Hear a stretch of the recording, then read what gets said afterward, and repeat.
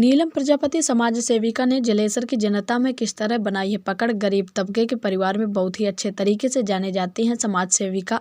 जलेसर के जीजीआईसी में वैकल्पिक विषय की अध्यापिका हैं। जीजीआईसी में बालिकाओं को वैकल्पिक शिक्षा पर देती हैं विशेष ध्यान। आइए जानते हैं उनके निजी मुखारबिंद से किस तरह से क्षेत्रीय जनता में काम करने की ललक है, समाज के प्रति किस तरह से करना चाहती हैं समाज सेवा, क्या होगा उनका भाव। देखिए एक रिपोर्ट हमारे संवाददाता अरविंद कुमार यादव के साथ, कैमरामैन दिनेश कुमार की रिपोर्ट। कुमार और आप देख रहे हैं अमरस्तंभ.com। इस समय मैं जलेसर तहसील में पहुंच चुका हूं। तहसील का एक जो हमारी मुख्य समाज सेविका के रूप में काम कर रही हैं नीलम प्रजापति, उनके निज आवास पर पहुंचकर और उनकी मूल गतिविधियों को जानेंगे। आगे उनकी किस तरह की है समाज सेवा का भाव, उनकी प्रादुर्भाव। एक हमारा सेवा समिति है जो प्रजापति समाज से बिलोंग करती है और वो सेवा समिति भी सामाजिक भावुकता के आधार पर काम कर रही है। और आइए उनके निज मुखारबिंद से जानते हैं क्या है पूरा मामला। धन्यवाद जी। आप अपना परिचय दें और आपकी शैक्षिक योग्यता क्या है। जी नमस्कार सर जी। मैं आपके चैनल का तहे दिल से आभार व्यक्त करना चाहती हूँ। आज आपने अपने चैनल में मुझे अपनी बात रखने का अवसर प्रदान किया, इसके लिए मैं बहुत बहुत आभार व्यक्त करती हूँ। और मेरी शैक्षिक योग्यता MA Hindi, MA Sanskrit, sociology, B Ed and PGTRM diploma, food technology diploma है।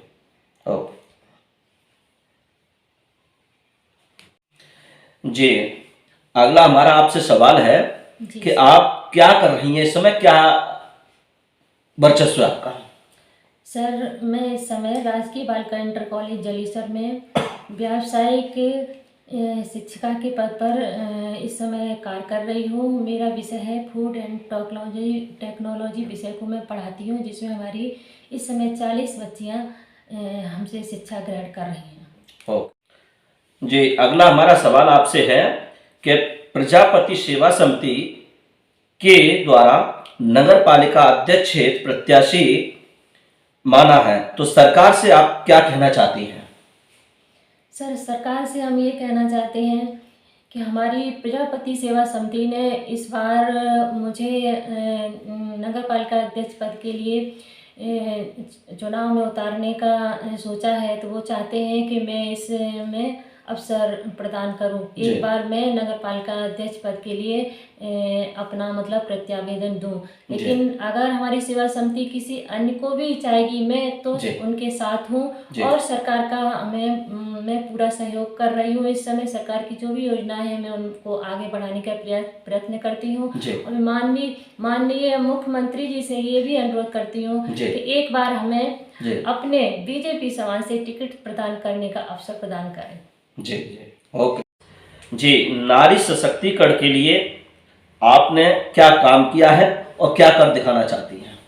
सर नारी सशक्तिकरण के लिए मैं चाहती हूँ जब हमारी बहन बेटियाँ शिक्षित होंगी तभी तो आगे भी कोई भी कदम उठा सकती हैं, कोई भी आगे मतलब अपना कार्य कर सकती हैं। और जब नारी सशक्तिकरण चला था तो मैंने कोरोना काल में घर घर जाकर लोगों को जागरूक किया। अगर हम एक दूसरे को जागरूक करेंगे, घर घर जाकर बताएंगे कि इसमें हमें क्या सुरक्षा बरतनी है, हमें एक दूसरे का सहयोग करना है, तभी हम आगे कुछ कर सकते हैं, अकेले कुछ नहीं कर सकते। फिर हमने जाकर जिन्हें ज़रूरतमंद लोग थे उनके हाथ सैनिटाइज कराए, ज़रूरतमंदों को सामान उपलब्ध कराया। जिन्हें ज़रूरत थी कि हमें साबुन नहीं है, खाने के लिए खाना नहीं है, जो भी सामान की ज़रूरत थी उनको घर घर जाकर हमने उपलब्ध कराया। और उन्हें बताया कि आपको जो भी ज़रूरत हो तो नंबर भी अपना दिया, इस नंबर पर हमें फ़ोन कर बता सकते हैं। और जो सरकार ने जो भी योजना चलाई है, महिला हेल्प डेस्क और मुख्यमंत्री योगी आदित्यनाथ ने अब तक जो भी योजना चलाई हैं हमारी नारी सशक्तिकरण के लिए और इस कोरोना काल की, मैं उन्हें उस सभी योजनाओं में बढ़ चढ़ कर भाग लिया। और मैं चाहती हूँ हमारे माननीय मुख्यमंत्री जी की जो भी योजना है सारी योजना अच्छी तरह से पूरी हो, ये हम हमारे दिल से चाहती हूँ। आप समाज में जीत के उपरांत क्या कर दिखाना चाहती हैं। सर आज मैं भाजपा पार्टी से आज अपना प्रत्यावेदन करने जा रही हूँ।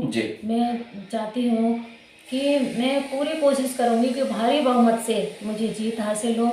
और जब जीत हासिल होने के बाद मैं चाहूँगी पहला कदम हमारा होगा, हमारी नगर पालिका जलेसर में एक अच्छा सा भव्य लाइब्रेरी होगा, जिसमें हमारे किसी भी वर्ग के छात्र या छात्राएं सभी को समान अवसर मिलेगा पढ़ने के लिए। जो बच्चे घर से बाहर चले जाते पढ़ने के लिए, किसी के माता पिता हैं अपने बच्चों से दूर हो जाते हैं और माता पिताओं का सहयोग भी बच्चे नहीं कर पाते हैं, तो बच्चे जब पास रहेंगे, पढ़ने की सारी सुविधाएं उनके पास होंगी और माता पिता भी उनके पास होंगे, तो हम चाहते हैं शायद वो दूर रहकर वो पढ़ाई न कर सके, वो पास रहकर माता पिता का सहयोग भी करते रहेंगे और पढ़ाई भी करते रहेंगे।